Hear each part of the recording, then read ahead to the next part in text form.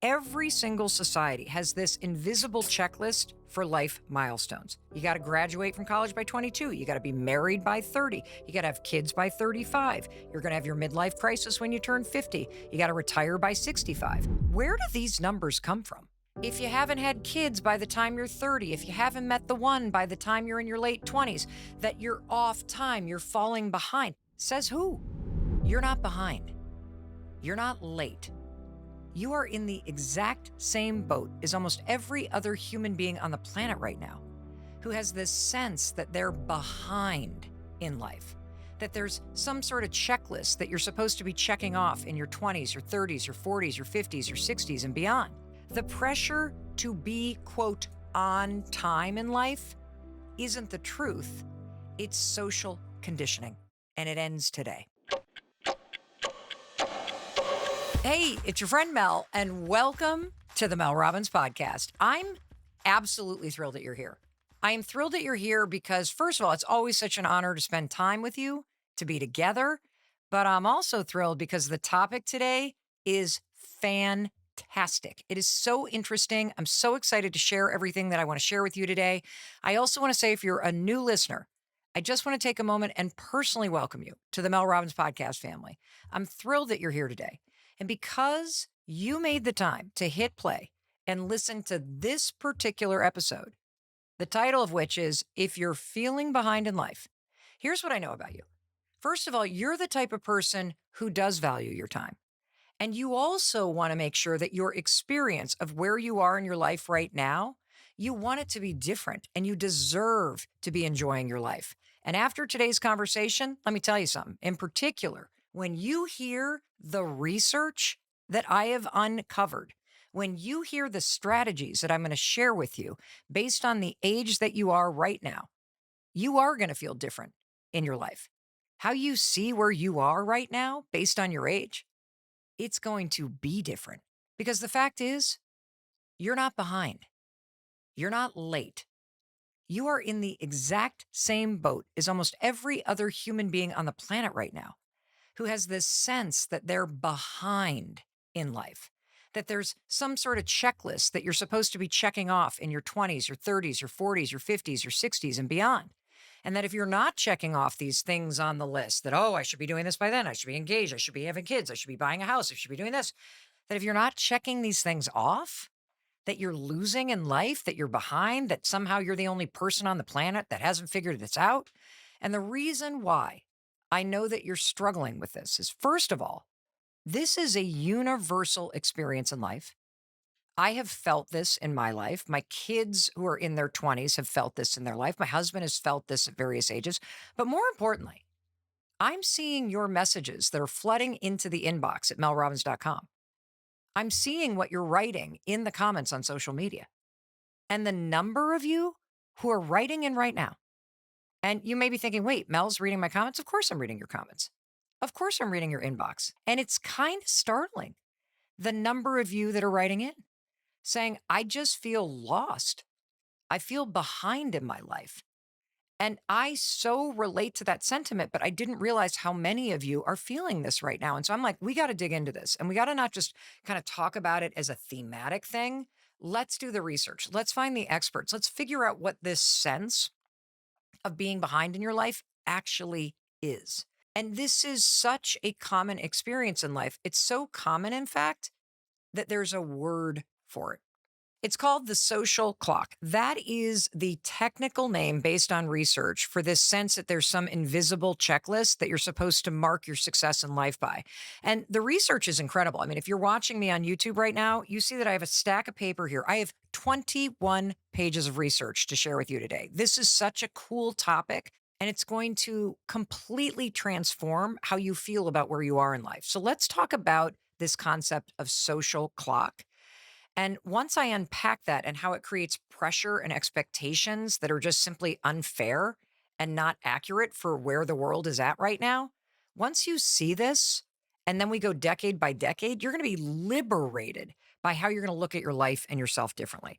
And so in the 1960s, there was a psychologist by the name of Bernice Newgarden.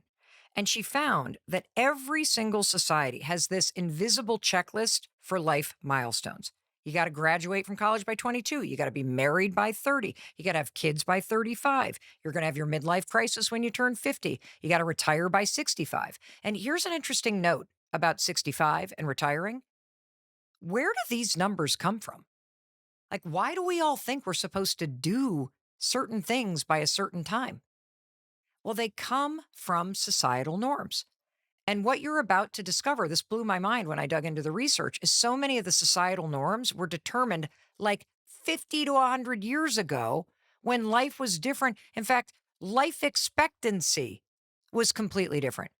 So, that kind of general notion that you should retire at the age of 65, check this out. You want to know when that became, quote, the social clock or the invisible checklist? 1935.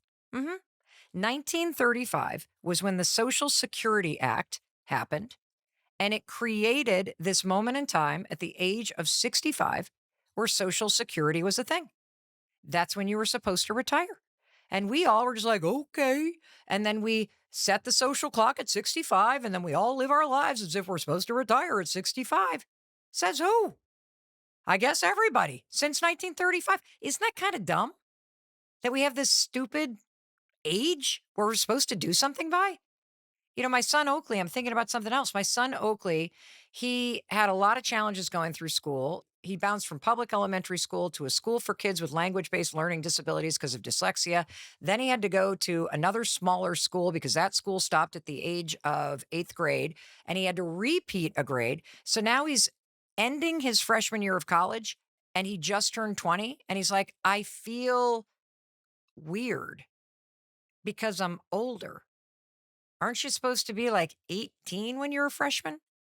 Says who? I guess we did. That's what this concept of social clock is. That if you follow the clock and you're a freshman at 18 and not 20, you're, quote, on time. But if you're not following the clock and you retire at 75, you're off time. If you haven't had kids by the time you're 30, if you haven't met the one by the time you're in your late 20s, that you're off time, you're falling behind. That's where this sense that you're falling behind comes from.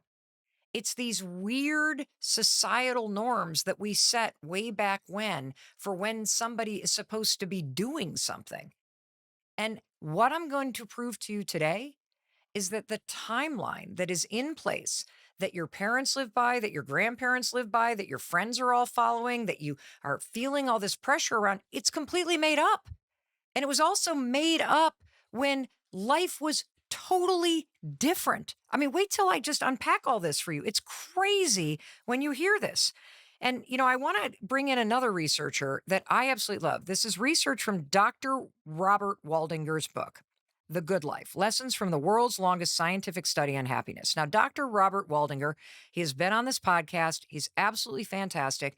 He is a professor at Harvard Medical School. He is also the fourth director of the Harvard Study of Adult Development, which is the longest study that has ever been done on what it means to live a happy and meaningful life. This thing's been in existence for 86 years. And the data is very conclusive. And he actually writes about this idea of a social clock and how it screws us all up. It makes us unhappy. It makes us feel like we're falling behind or we're losing in life. So Dr. Waldinger takes Bernice Newgarten's research about this social clock even a step further because he says it's not just society and things like we got to retire at 65 or we got to graduate by the time we're 18 that put pressure on us. But there's also social clocks that you may feel based on your upbringing or based on influences like your friends or news or social media or movies. They create this sense that, oh my gosh, okay, that's what other people are doing right now. So that's what I need to be doing right now. Whether it's, oh, my friends are now all leaving big cities and moving out to where the mountains are. And maybe I need to be doing that. Or, oh my gosh, my best friend just got engaged and I'm still single. Maybe I need to be doing that right now. And they also differ from culture to culture, generation to generation, which we're about to get into. Like when I unfold how different life was one or two human beings ago and how we still live by some of the same social clocks as people had 50 years ago, you're going to think to yourself, this is ridiculous. Why am I doing this to myself? And Dr. Waldinger writes about the fact that there are these key events in everybody's life, like when do you leave a childhood home? When are you going to enter into a committed long term relationship? Are you having kids? And if so, at what age? When are you buying a house? That these can also have a cultural value based on where you were raised, based on where you grew up, based on your religion, based on your grandparents and your parents' personal history. That is what creates the sense that you're off time because you're not, quote, on time based on your parents' expectations or based on what your friends are doing or based on what is sort of valued in the culture that you grew up in. And this is where it gets really important and interesting to me is that it's not that being off time is stressful in and of itself. What makes it stressful is the fact that you don't think you're meeting the expectations that society or your parents or your friends have for you. That's what makes this so challenging. See, the sense of falling behind is based on falling behind to whom? Falling behind based on what? Falling behind based on whose expectations? That's what's at the heart of this. And that's why I think this is so commonplace in terms of an experience that you're feeling right now. That there is this crazy expectation that society has for where you're supposed to be in your life based on your 20s, 30s, 40s, 50s, and you've just adopted it. When is the exact age that you should go to nursing school? When is the time limit for when you could apply to go back to school? Where's the time limit to you reinventing your career? Where's the time limit for where you can no longer get good with money? There isn't one. And that's why this whole notion that you're behind in life is a freaking joke. And it's time to stop playing into it. At the beginning of the 1800s, can you guess what the average life expectancy was here in the United States? So it's the 1800s. What do you think the average life expectancy is? Just take a guess. 29 years old. 29 years old? Of course you're getting married at the age of 20. I mean, you're almost dead for crying out loud. You got to hurry up. But that's not your life today. No wonder people were trying to get it all done. Because if your average life expectancy is 29, you got to hurry up. Every second counts for crying out loud. Like, think about your grandparents. Life in the 50s was completely different. Have you ever turned on a movie from the 50s? It looks like a different planet. From the cars to the clothes to the way the saturation of the film looks to the social norms. And so the reason why your grandparents and sometimes even your parents don't understand what you're doing in your 20s is because they literally lived in a different reality. Their friends were dying in their 50s. That's why they hurried up and had certain expectations about things. You live in a completely different moment of time, which means you have to have completely different expectations for yourself and what's possible. And a lot of those expectations that need to change about where you're supposed to be in your life are so exciting and so full of possibility. And this stupid social clock and this checklist from the 1950s, oh, I got to be this by this. I got to figure it out by my 20s. I got to be married by this certain time. I got to. It's so dumb because that's not the world you live in. And it's not only dumb, it can make you miserable because you may be making a major life decision right now because of approval, not based on what's going to make you happy. You may be torturing yourself, telling yourself that you have to have everything figured out right now in your 20s or your 30s, or that it's too late to reinvent yourself because of the mistakes that you've made. And now you're in your 50s. Complete BS. It's not the truth. And yet you're making yourself miserable because of these stupid checklists that we're all adhering to. The pressure to be, quote, on time in life isn't the truth. It's social conditioning. And it ends today. So let's start with our 20s and the lies you're telling yourself and the lies that the social clock has been telling you. And when I share with you the reality of what it's like to be in your 20s today, I think you're going to feel very validated. And if you're listening right now and you're not in your 20s, but you have somebody in your life who is, this is going to be so eye-opening because being in your 20s right now is a very different experience than being in your 20s even 5 years ago.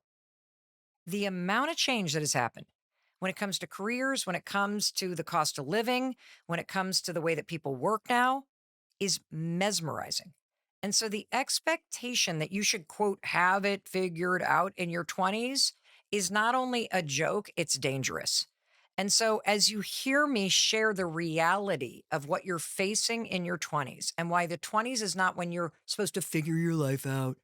No, if you're feeling lost in your 20s, you're doing your 20s correctly because your 20s is not the decade of figuring things out, especially in your career. The 20s is a decade of possibility. That's what the 20s are. I want to read to you a message from Mimi, who is a listener of this podcast. And she wrote into melrobbins.com. Hey, Mel, I'm 25, lost, jobless, and I regret the degree I spent 4 years on. It feels too late to pursue something meaningful like med or law school. How do I break out of this rut and stop comparing myself to those who had a clear path from a young age? First of all, this notion that you're too late to apply to med school is a lie. You can apply to med school at the age of 80. There is no age limit for applying to medical school. Even if you didn't do a pre med major, you can do a post bac pre med program and then apply to law school. There are people right now that are listening around the world that applied to law school in their 40s, 50s, and 60s. It's a joke. So stop putting that pressure on yourself that there was some time that you were supposed to do it and now you're, quote, late. No, you're not. You're figuring your life out. Your 20s is a time that is full of possibility. So before I talk about how I want you to reframe your mindset to possibility and really embrace that in your 20s, I don't want you to have things figured out. In your 20s, I want you to be exploring and figuring out who you are and what you like. And if by the age of 25, you have woken up and realized, oh my gosh, I really do feel this call to become a doctor, great. Go explore it. Great. Check out the possibility.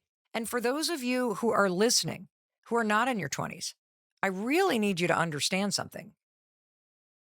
Being a 20-year-old today is not the experience that you had in your 20s.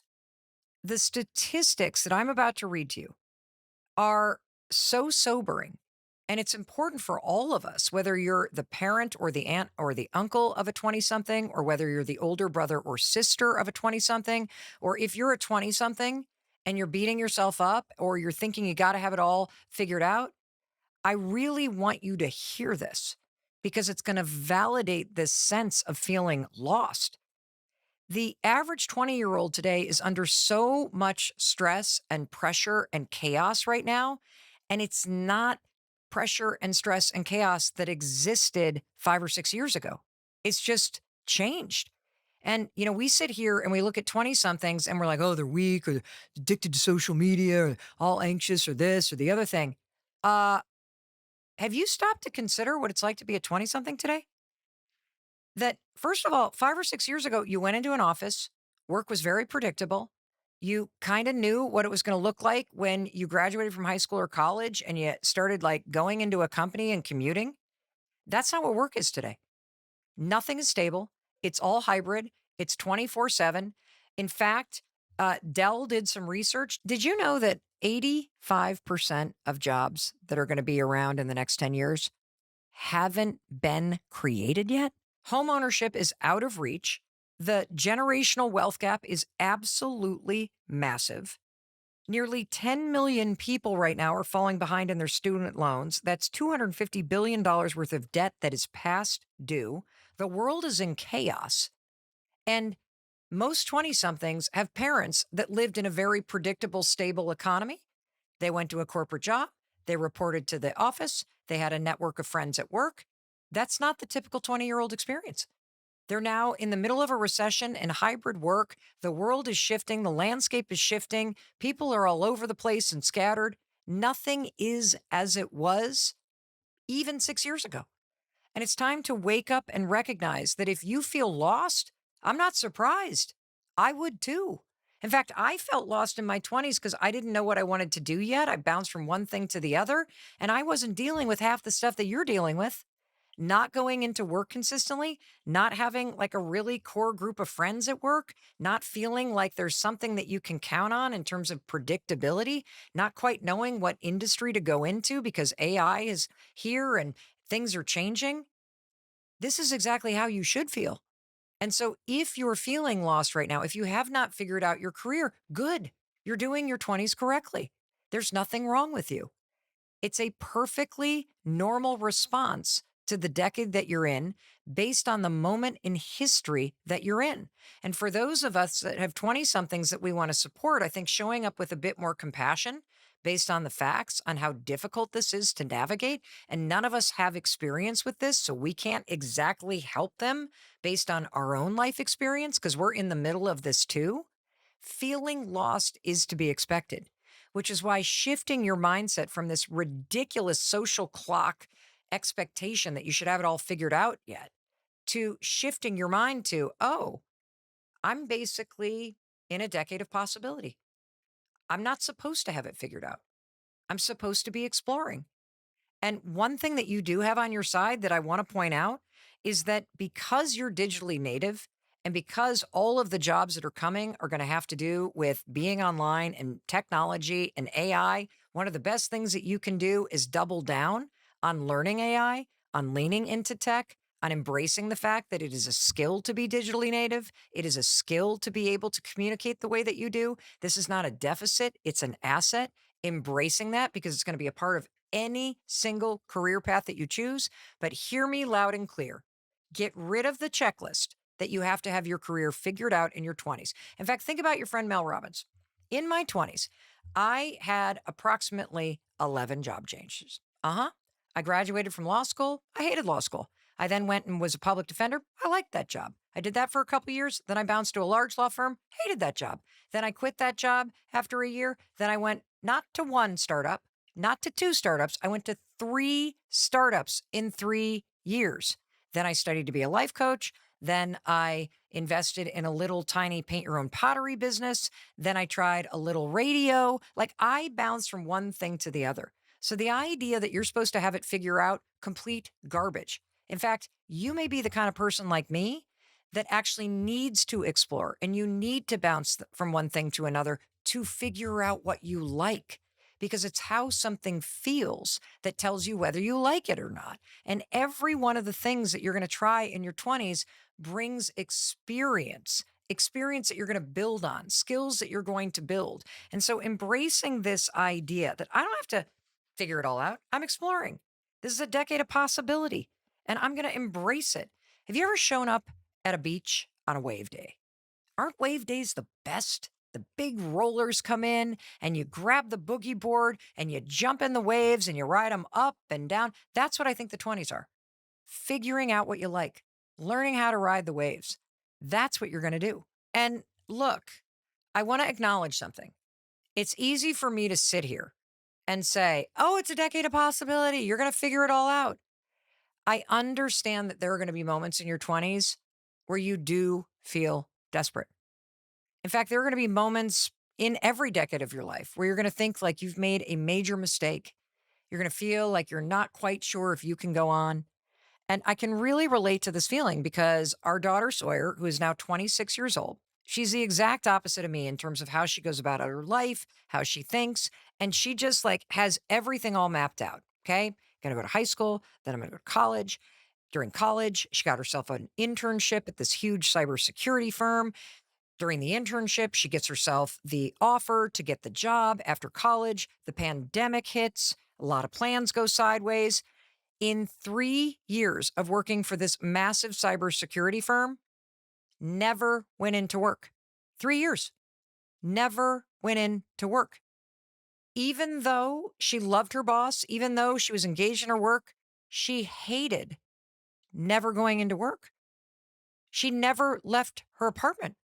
She would literally sit in Southie in Boston and work all day. And if you're in your 20s, that may be your experience. Hybrid work has done a number of things. Yes, it's wonderful to have the flexibility, but it has imploded people's networks at work. It has imploded a sense of structure and rhythm to your day. It has destroyed the separation between your home space and your workspace, which is why people feel lonely and isolated. And that's what she started to feel. And so she saved her money and she went on this lifelong dream to go on a 4-month long solo backpacking trip. And that was a highlight of her life, something she had been planning for 7 years. She quits her job. And one of the reasons why she didn't want to quit her job is because, check this out, she was worried about what future employers would think and what it would look like on her resume. Why? Because of the social clock, because of this expectation. I gotta, the checklist in my 20s, I gotta make sure that I stay at a job for a certain amount of time, that I stay in an industry for a certain amount of time, that I don't quit too soon or I don't stay too long so that it looks a certain way to other. This is all the same thing. Not wanting to look behind to other people, not wanting to look bad to other people based on what the expectations are of other people and society. Well, thankfully, she finally decided, I'm going to go on this trip. She spends 4 months solo backpacking. Great, because in your 20s, decade of possibility. You don't have kids. You don't have obligations. You don't have the massive amount of things that pile up in your life when you're in your 30s, 40s, and 50s. That's the time to do it. That's the time to move to a different city. That's the time to explore new things. That's the time to jump from one thing to the other because it is the decade of possibility. But then she came home completely broke and having no idea what to do with her life. And if you don't have somebody in your life who is lost or feels behind, I want to play a little selfie video for you that she took of herself in her bedroom upstairs while she was living here at home with her parents at the age of 25, feeling broke and lost and not knowing what to do with her life. This is what it feels like to be behind in your 20s. Hey, I can't stop crying. My face is so puffy. And it's all because I have no fucking idea what I'm doing. I want to make a lot of money, as everyone does, but as a 25-year-old coming home from an extraordinary trip and thinking I'm going to make so much money off the bat, I'm not. And I also haven't done anything to make money either. No! I'm dying. I feel like there's a million things to do and I can't do anything. My to-do list feels like so long, but on my to-do list is like, call so-and-so, catch up with blank, stop crying. Oh my god. Oh god. I will be okay. Yes, you will be okay. And yes, you're going to figure it out. And you don't have to figure it out today. And you don't have to figure it out next week. All you got to do is keep telling yourself, I'm going to figure this out. I am capable of putting one foot in front of the other. I am capable of networking with people. I am capable of landing a job and feeling it out. I'm capable of leaving a job if I don't like it. I'm capable of moving to another city. I'm capable of saving money because the decade of your 20s is not where you're supposed to figure it out. It's the decade of possibility where you have so many experiences because you're figuring out who you are and what you like. And none of that can be distilled down into a checklist. And so instead of trying to check the boxes, I want you to take a step back. I want you to see that the 20s right now are really different, that it is challenging, it is overwhelming, it is confusing. And so feeling that way is normal. But the best thing that you can do is to remind yourself that you don't need to figure it out. Nobody has it figured out. But step by step, day by day, you have to remind yourself that you have the ability to explore, to make changes, to learn about yourself. And if you do that, I promise you, You are going to wake up at the end of your 20s and go, not only am I doing okay, but I've learned a lot about myself. And you're also doing better than you think you are. And if you're listening right now and there's a 20 something in your life, that's exactly what you need to say to them. You are going to figure this out. Your 20s are very hard. This hybrid work thing is so confusing. Trying to network with people that don't even show up to an office, it is really difficult. You're right. And guess what? You're still going to figure it out. And I'm going to be here every step of the way to support you in doing it. So stop putting the pressure on yourself, take a breath, go for a walk, and then take the next right step. That's what we need to be saying to the 20 somethings in our life.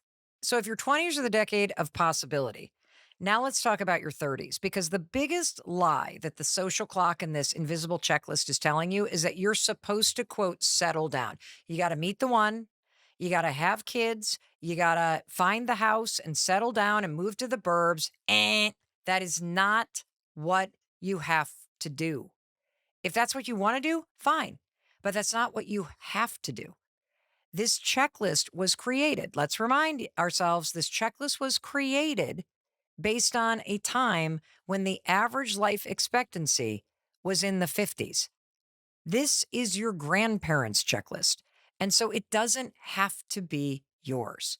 Your 30s is a decade where you've told yourself this lie that you have to settle down. Like, this is the decade where you got to find the one, you have to have your kids, you have to buy a house. And while those are amazing things to do in your life, if those are things that you want to do, the pressure that you feel is complete BS. There seem to be two major items on the checklist that people hold themselves accountable to in their 30s, and that is the house that you need to buy and the marriage and the kids that you need to have. And I'm going to unpack them both one by one. And I've been getting a lot of messages from people recently, and I want to read one from a listener named Shauna. She writes, Mel, I recently turned 35. I've been somewhat single for 5 years, and I have a big wish to be a mom. I've always loved and wanted children. Taking care of kids is second nature to me. But as the months roll by, and as I've matched my 1,000th match on all the dating apps that I've been on for 4 years, I'm hitting a wall of despair. My life is not budging. The apps aren't apping. Meeting people in real life is not a thing anymore, as no one ever talks to me when I go out. I don't have eligible single friends, nor are there friends of friends left. I can't be the only woman in this situation, and I don't know how to go on living like this. Well, first of all, yes, you do. You do know how to go on living. You're going to go on living. And based on what I'm going to unpack for you, I'm going to give you a sense of power and freedom that I want you to really embrace in your 30s, because what you're feeling is extraordinarily common. And there is a big difference between the topic of having children and the reality that I need you to take seriously versus the pressure that you feel to do it by a certain time and the pressure that people also feel during this decade to find the one, to get married, to buy the house. Okay. So let's talk about the pressure to have kids, because I want to be extremely responsible about that. The decade of your 30s is not the decade when you're supposed to settle down. The decade of your 30s, in my opinion, is where you need to dig into the research and settle in on what matters to you. This is particularly true when it comes to kids. Just because you haven't gotten pregnant yet, you haven't met the one yet, you're not a mom yet, doesn't mean you're not going to be one. But when it comes to the topic of having kids, it is critical in your 30s that you be honest with yourself about what you actually want. Because for women in particular, there is a biological deadline if you want to have your own biological children. So let's take fertility, for example. The American College of Obstetricians and Gynecologists say that a woman's best chance at getting pregnant is in her late teens to her late 20s, and fertility does start to decline around 30 and starts to drop off more significantly around 35. So, what does that mean for you? That means that you don't need to settle down, but you need to be honest with yourself about what you want. And you've already done that part. You want to be a mom. You'd love to have children of your own. Great. If you're 35, that means you need to freeze your eggs. Do not gaslight yourself. Do not hold out on this. Follow the research and the medical facts and set yourself up to be able to make a decision in the future. Yes, the biological clock is a very real thing, which is why I want you to understand there are very real options that you have to make sure you don't miss the window. And just because it feels like this sense that, oh my God, I'm 35 and there's this checklist and there's a social clock and the door, is closing, it doesn't mean your life is. It doesn't mean the options are closing. And you will feel so empowered if you take the step to freeze your eggs, which is what I would recommend that you do if this is something that you're serious about. Here's another thing that I would get serious about.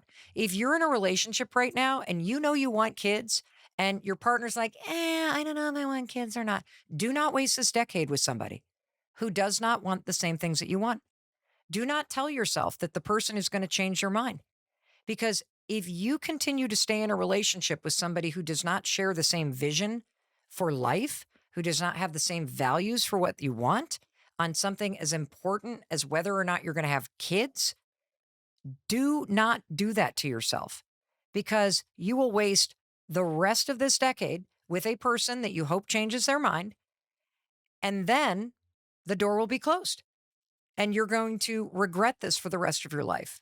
And so you got to be very serious. Again, this is not where you settle down and you settle when it comes to your values and your vision for your life. Your 30s is where you get honest with yourself about some core things. But now I want to talk to you if you're in a situation where, like, okay, I get it. And I still want to find the love of my life. I want that for you. And you are going to find the love of your life.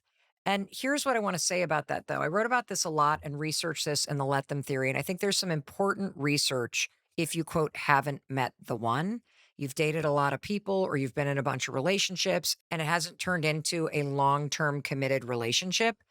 There's very interesting research around this that you need to dig into. So on page 252 of the Let Them theory book, I also address this fallacy that the purpose of dating is to find the one. And I think this is a reason why dating is so hard is that you don't understand the true purpose. You're not just trying to find the one. Dating is helping you learn more about yourself and what you want and what you don't want. And the let them theory is going to be super important for you because you got to let people show you who they are and you got to focus on what you actually want to feel and the type of person that you want to be with.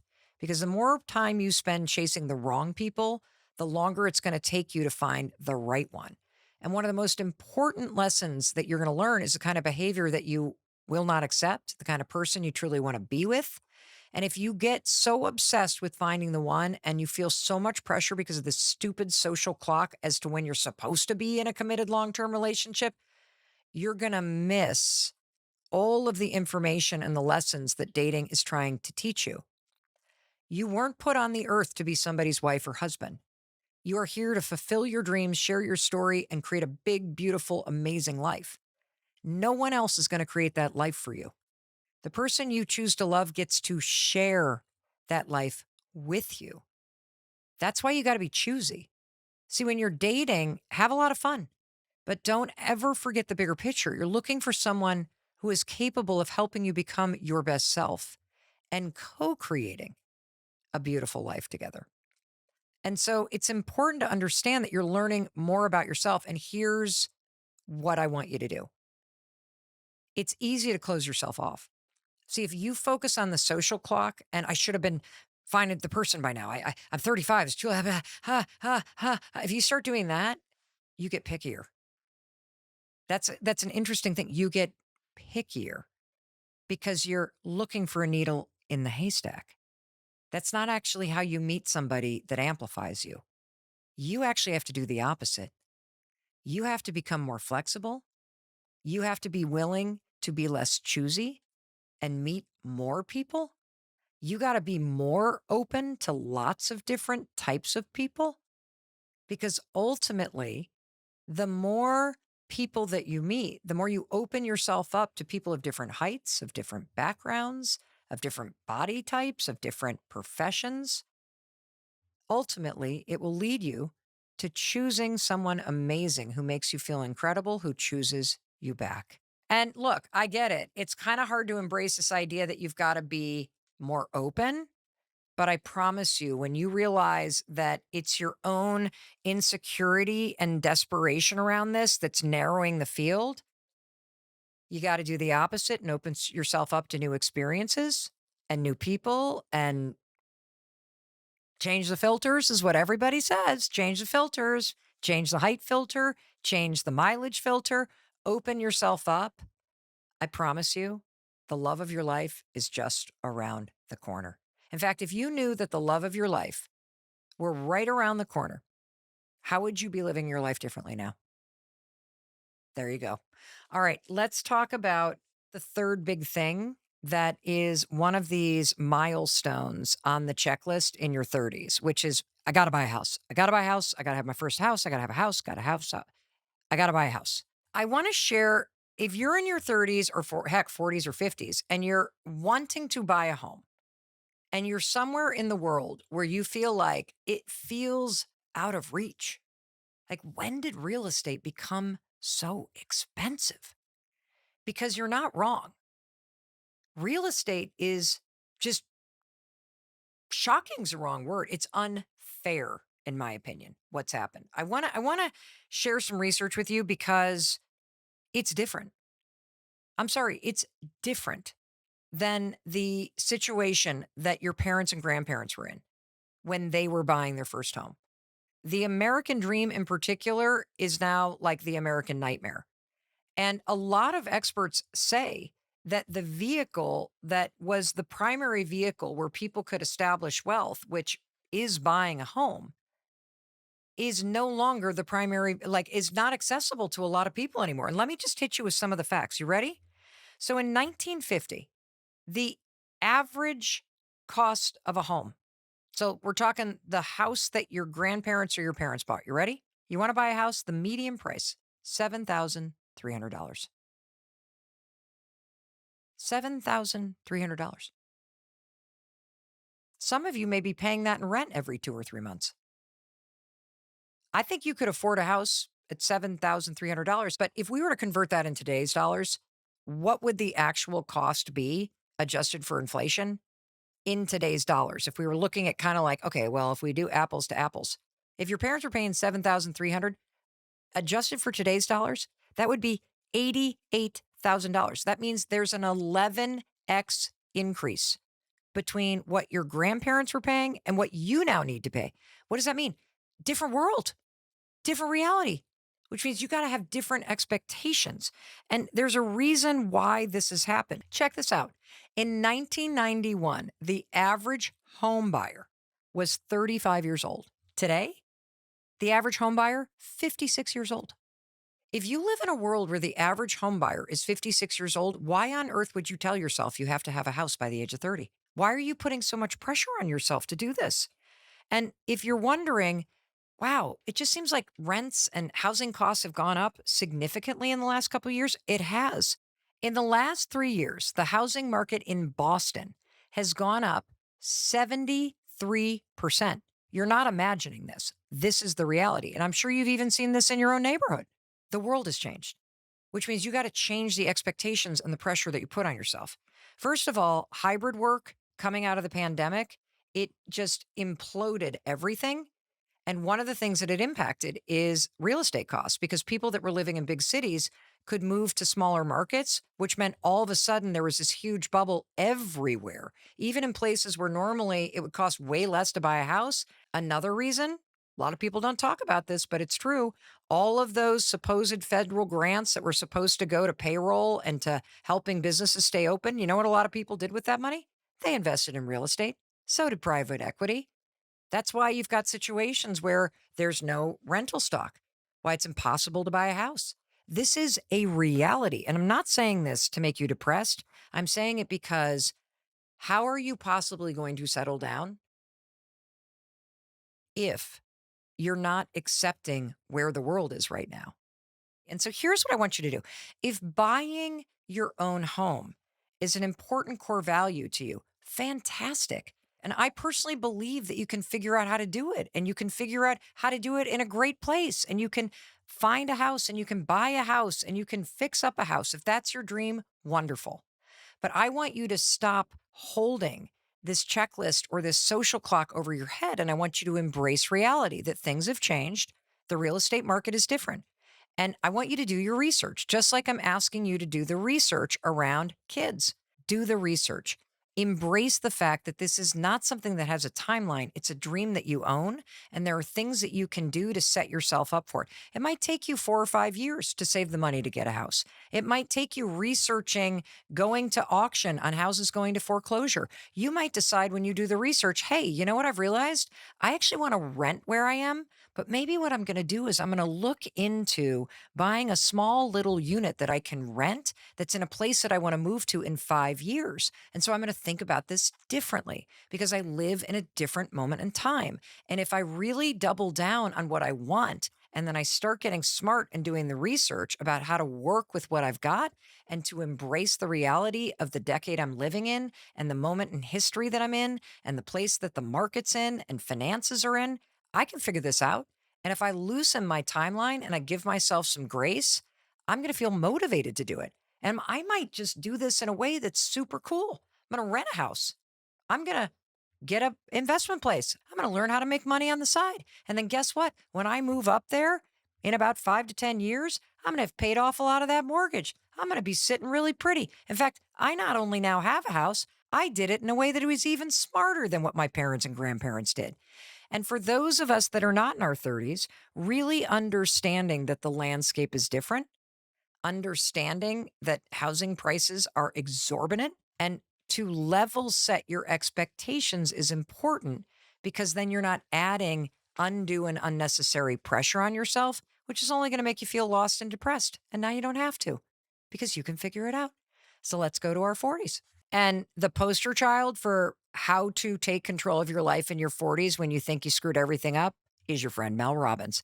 I have so much to share with you about this. The 40s were the best decade of my life. Well, actually, the 50s are pretty good too, but the 40s is where, holy cow, I went from rock bottom to climbing the mountain, and you can too. So, the lie that people tell themselves about their 40s is that if you haven't made it yet, then you're never going to. It's complete baloney. In fact, this was my story. At the age of 41, my husband's restaurant business was failing. I had been laid off from this job that I thought was going to be my ticket. And I felt like I had made every single bad decision in my career. I mean, I told you earlier about the number of career changes that I had had in my 20s. I kept bouncing from one thing to the other in my 30s. I mean, I'm talking another 7 different pivots. And so here I am, 41. I'm about 14 jobs in my career. It didn't look like a resume. It looked like a choose your own disaster adventure. And now I'm feeling at the age of 41, I've completely blown it. I've blown it. And not only have I blown it in my career, I don't have any money. We've invested everything in my husband's restaurant business. That's now failing. So you want to talk about that sense that you're not only behind, but that you've royally screwed it all up. I thought there's no way I'm getting out of debt. There's no way I'm getting the liens off the house. There's no way I'm going to be able to pay for my kids' college. There's no way I'm ever going to be successful in my career. That's how I felt at the age of 41. I wasn't just behind, I effed the whole thing up. And I'm here to tell you that you're just getting started when you hit your 40s.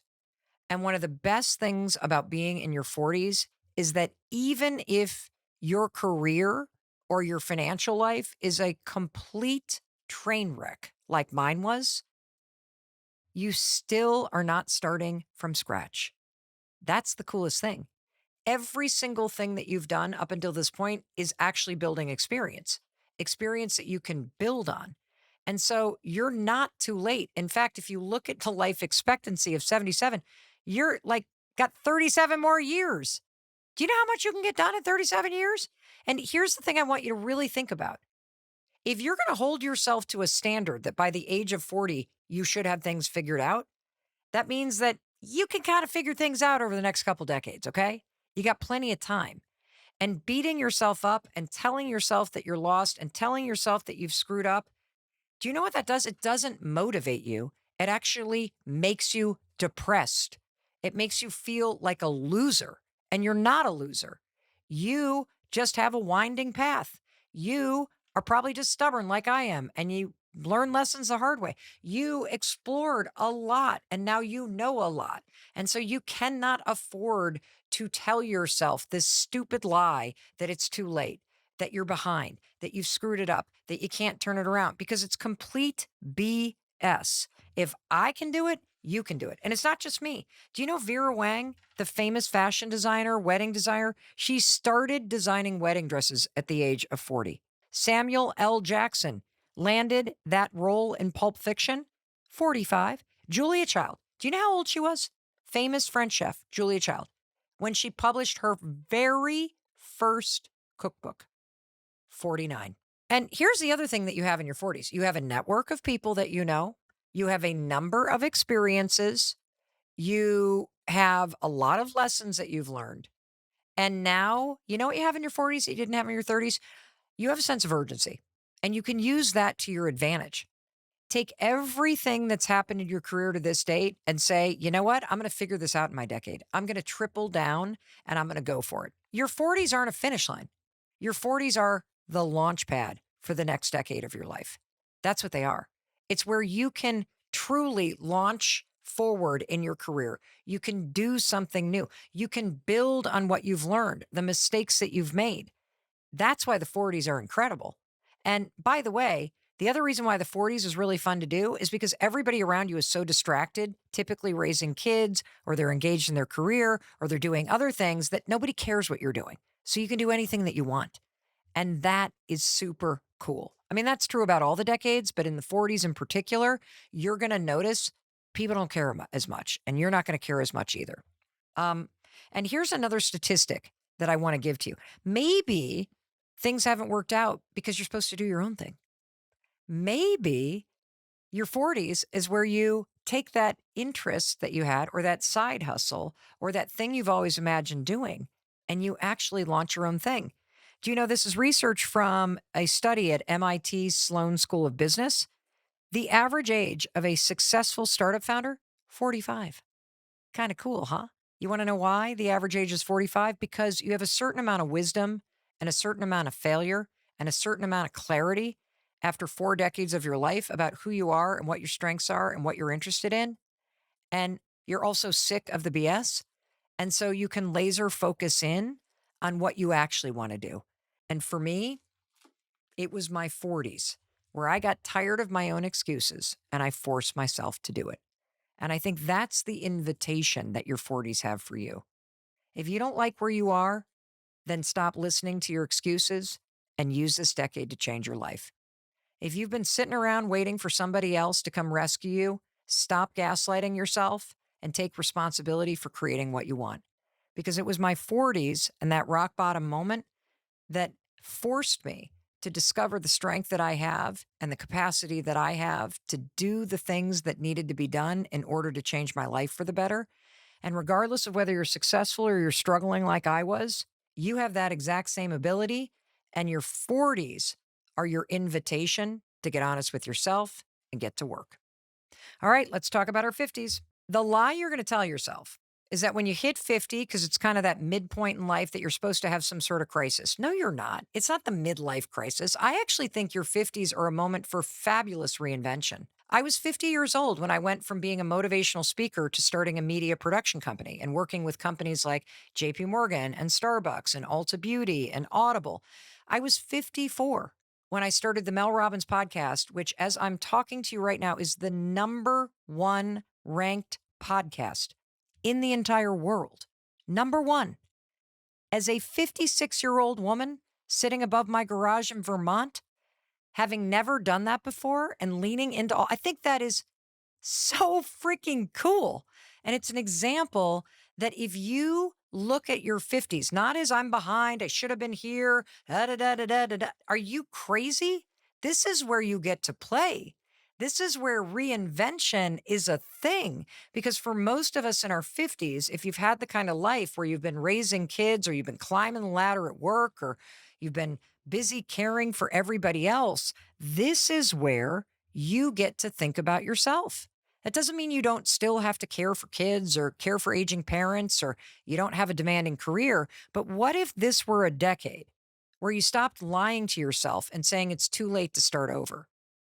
And you started telling yourself the truth, which is your 50s are the decade of reinvention.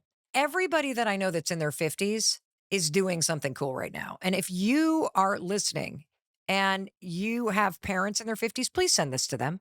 Please remind your parents that they are super cool and there's so many cool things that they could be doing because everybody that I know in their 50s right now is thinking about this. Like they're either thinking about it from the standpoint of what do I want to do next, or they're thinking about it from the standpoint of, all right, I've taken care of the kids and everybody else.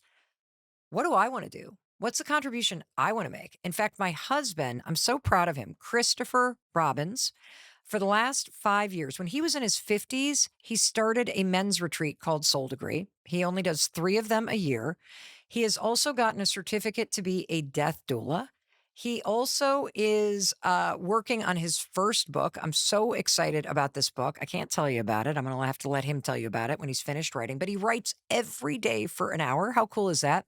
And the man is also getting a master's in spiritual psychology right now. He just applied online and he's doing it remotely. Isn't that so cool? That's available to you. I really feel like thinking about 50s as giving yourself permission to reimagine what's possible. And that goes for everything. If you're divorced, you're going to meet the love of your life. If you're married, you want to know the best marriage? It's the second marriage to the first person. That's the best marriage. When you reimagine what's possible with the person that you've been with for the last 20 to 30 years.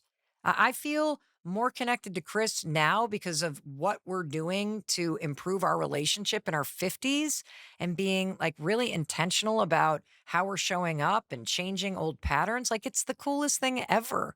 So it's not too late. It's actually just the beginning of a whole new chapter of your life and a decade where you can reimagine everything.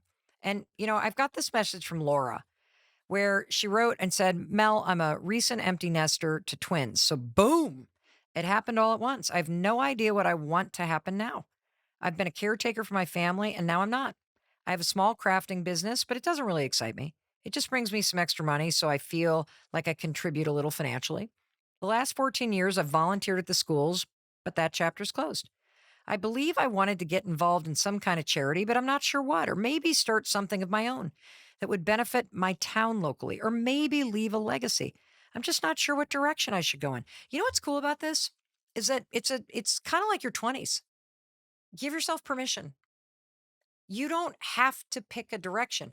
Explore them all and see what feels right. And you don't have to figure it out by the end of this year. What if you give yourself your 50s to explore all kinds of things? And that's part of the process of reinventing yourself. And so I want to say a couple things, though, because there was some great research about being in your 50s. And this will also be true as we get into 60s and beyond from Robert Waldinger, our professor at Harvard Medical School from the Harvard Study of Adult Development. He basically said that one of the coolest things about reaching your 50s and beyond is that the kids are gone and you can finally start to think about yourself again. One of the coolest things about this phase of your life is that you've been through some hard things. And I want you to give yourself credit for that.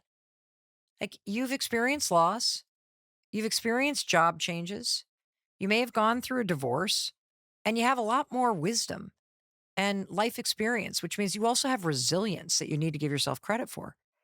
And there's this kind of confidence that comes up where you sort of are like, this is who I am.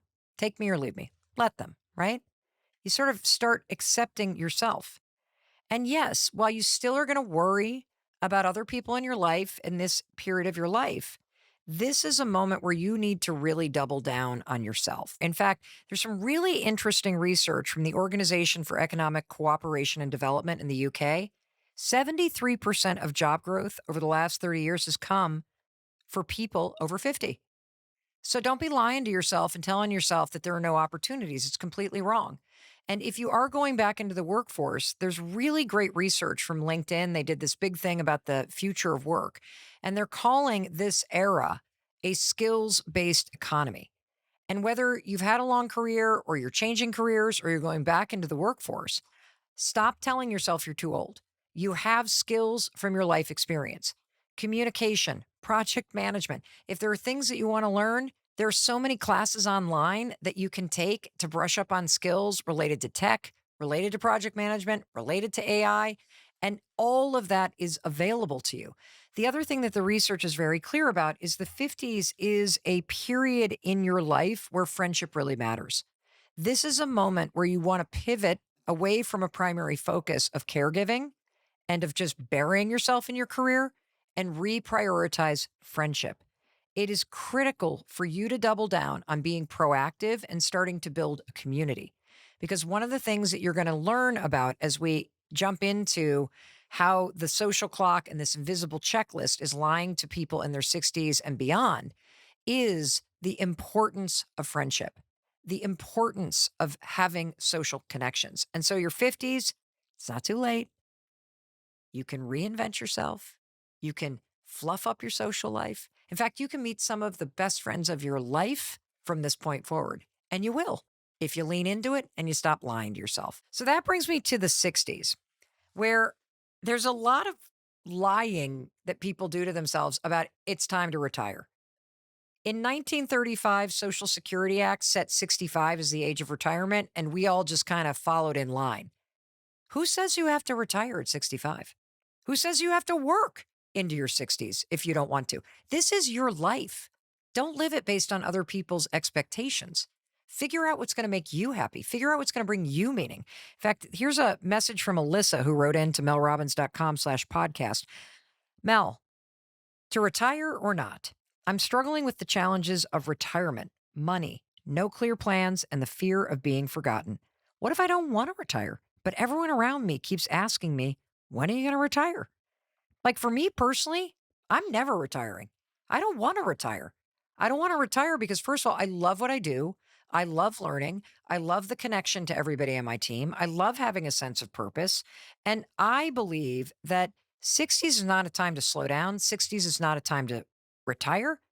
60s is the decade where I want you to reignite your passion for life. That's what I want you to do. And when I hear in this question, should I retire? Should I not retire? You know what I hear? I hear pressure. I hear expectation. I hear a social clock that's so dumb. How about answering that question from, well, what is going to reignite passion? And passion is just a fancy word for energy. What brings energy into your life? And look, if you want to retire from your job because you hate it and you've, stayed for a pension or you've saved enough money and now you can do something else, great. But maybe do something else that energizes you or brings you passion. Or maybe you're in the camp that a lot of people are in, where you are living in a moment in time where what you save for is not going to actually cover the cost of retirement. And I want to say right up front that I personally feel like being in your 60s right now is a lot like being in your 20s. Experiencing your 60s is very different than what it was like to be 60 just 10 years ago. I mean, I laid out some of the statistics when we were talking about being in your 20s and in your 30s about the way that the housing market has changed, the cost of living, the chaos in the news, the up and down in the stock market. All this stuff is impacting the financial obligations that you have, the realities of the that you're going to live longer. And also keep in mind that when the age of retirement hit at 65 in 1935, the life expectancy wasn't that high. And now you're living longer. And so the reality might be that you planned for a certain age, but now that you're there, you're like, wait a minute, I'm really engaged. I don't want to just sit around and fill it with golf and mahjong. I mean, I want to be doing something. And that's a really cool thing. Or maybe the reality is that you saved and you thought you'd be in a certain place, but now you live in a part of the world where, my God, the insurance costs are rising, or you have a health condition and so you need the insurance. That's just the reality. And so it's not a time to pressure yourself to retire unless you want to. It's a time to really think about passion and how you reignite it in your life. What can you be doing, whether it's volunteering or a different type of job or staying in what you're currently doing to keep energy and passion alive? And this is important because the research is pretty clear that there is a pretty deep decline in verbal memory. There's an uptick in depression and social isolation that happens when people retire because you underestimate how important it was to be engaged in a community at work, to be focused on the things that you are working on and how it stimulates your brain, the rhythm and the structure of your work life, and how it gives you a sense of purpose and how it gets you out of bed in the morning. The same is true with what I was talking about with your 20s. If all you're doing is hybrid work and you've never experienced that, not having that structure creates its own isolation and sense of being lost. The fastest growing segment of the workforce is people 65 and older. I love that people are staying engaged. I love that. And I want you to really think about it. And if you're starting to feel like, well, I'm kind of getting a forced retirement, well, I'm needing to kind of leave gracefully, just think about what's next. Just because you're leaving one job or you're closing the door on one chapter of your career, do you know how much you have to give to a nonprofit or you have to give to a new venture or you have to give by sitting on boards? Stay involved because it's really going to help you stay energized and passionate in your life. When you decide to retire, choose to do it because it's what you want to do, not because society expects you to do it. You're not behind, you're not ahead. You're just living your life based on a way that makes it exciting and meaningful for you. And if you are choosing to retire in your 60s, I want to just highlight the research, and this is important for you to share with people that you love. It is critical that you get involved in something else. It is critical that you stay social. Do not underestimate how important this is. And do not underestimate how much that is provided by the fact that you're still working. And so there is no timeline, there is no checklist. There is just the research and the reality of where you're at and the reality of where you are in history. And so focus, focus, focus on reigniting your passion. And that brings me to what's possible in your 70s and beyond. This is not the decade to slow down. In fact, there was an expert that we had on the podcast by the name of Dr. Vonda Wright. She is a world renowned orthopedic surgeon and researcher in longevity. And what she had to say about aging blew my mind. Everybody that you care about, your parents, your grandparents, need to hear this clip. Just check out what Dr. Vonda Wright has to say about getting older. There is a pervasive myth in this country that aging is an inevitable decline from the vitality of youth down some slippery slope to frailty, where we spend the last 20 years of our lives dying. But the fact of the matter is, we actually can be healthy, vital, active, joyful. But people think that they have to go down this slippery slope and that there's nothing they can do about it. But the fact of the matter is, there's so much we can do to pre-plan our future. And what I love about her research is that it doesn't matter if you took the worst care of yourself up until this point. Your muscles and your brain are designed to grow and get stronger until the day you die. There are things that you can start doing now that will increase your mobility, your movement, your strength, your vitality, your energy. It is never too late to fully experience the possibilities of your life. And I think that is such an exciting message that you don't have to slow down. I want to be dancing the day I die. I literally want to go, go, go, go, go, and boom, drop dead. That's exactly what I want to do. Now, is it going to happen? I don't know, but I hold that vision for my life and I hold that vision for you too. It's not a time to slow down. It's a time to get strong and to stay strong and to be connected and to be social and to have more fun. And one of the things that's more important than ever is connection. If there were ever a decade to double down on your relationship with your family, your friends, your loved ones, it's now. Relationships matter. And here's what I'm going to tell you. If there are things you need to apologize for, If there's somebody that you have not forgiven, if there is someone that you've never said, I love you to, now's the time. It doesn't matter what's gone down in the past. There are always ways that you can build bridges to people and create a different future. And being proactive about creating stronger connections with your loved ones, with friends, meeting new friends, heck, even finding love again. One of the things that's very inspiring to me is that my mother in law has been a widower for 19 years. She has found the second love of her life at the age of 85. How cool is that?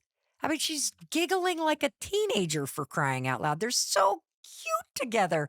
I just love thinking about the fact that some of the best days of your life are ahead of you.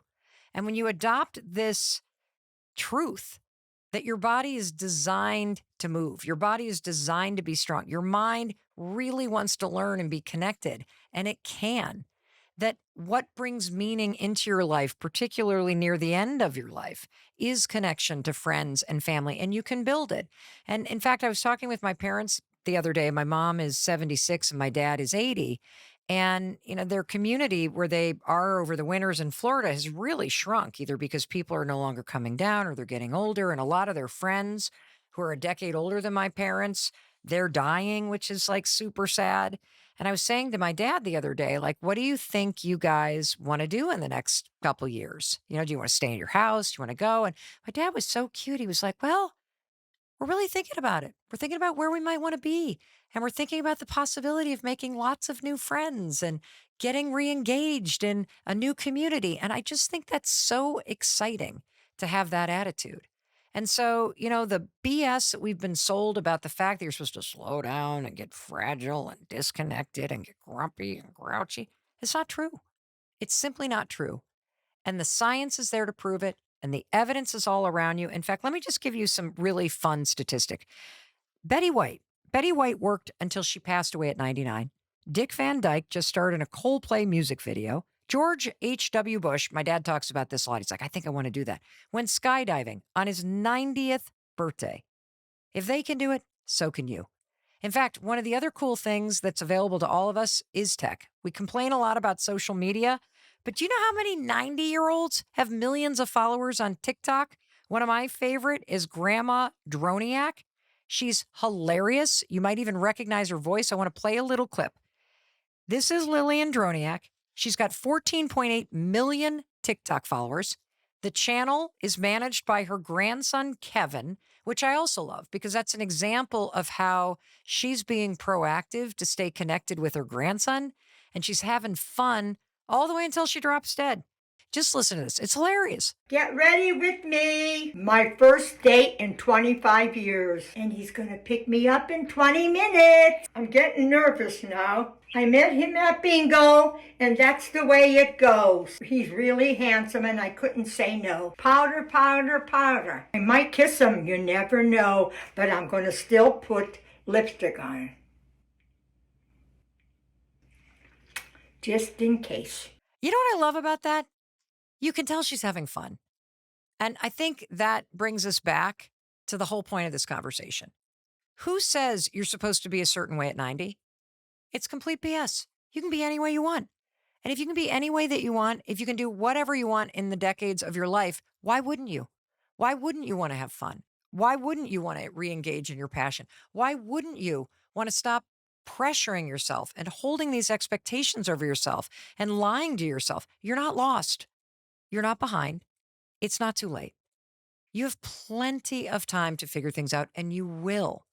And now is the time to stop holding this social clock over your head, to delete this invisible checklist, and to double down on where you are in your life, what you want, the moment of history that you're in, and imagine a bigger possibility and remind yourself every step of the way, this is your life. Stop comparing. Stop apologizing. Stop telling yourself behind because you're not. You're right on time. You are capable of figuring this out, and you will. All righty.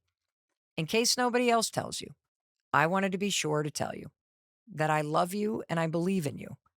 And I believe in your ability to create a better life. And I think what we've learned today is recognizing when you're holding yourself to somebody else's or society's expectations, that's not how you're going to create a better life.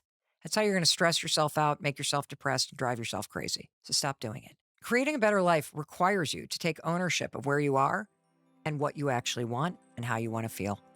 And I'm here to remind you, and I hope you will start reminding yourself that whatever it is that you decide you want to create in this decade of your life, you're capable of doing it. Now get to work. And thank you for being here with me on YouTube. I know you want to watch another video. I would check out this one next.